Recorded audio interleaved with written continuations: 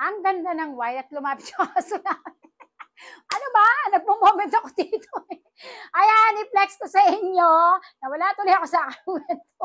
Ito yung dress na, tingnan nyo. Look at that. It's so pretty. Pinailis ko muna si Red. Yes, yung baby namin kanina lumapit. Ito na siya. Yung white. Maganda siya, di ba? Social. Meron din akong kulay kaki nito. Tingnan nyo, ang ganda ng kulay kaki. Feeling ko pumusyaw ako ng kaunti kasi nga morena ako. At ayan pa rin yung ating bag na kasama natin. O, di ba ang ganda? Bet ko to kasi alam mo na hindi halata yung ating mga kung ano man. Dadaan na naman, baby. Nagbibidyo ko. Ayan, sabi niya, bagay naman sa'yo nanay, okay na yan. O, ang ganda. Nakasinelas lang pala ako. O. Pero maganda to kung mga naka-rubber shoes ka, mga mami.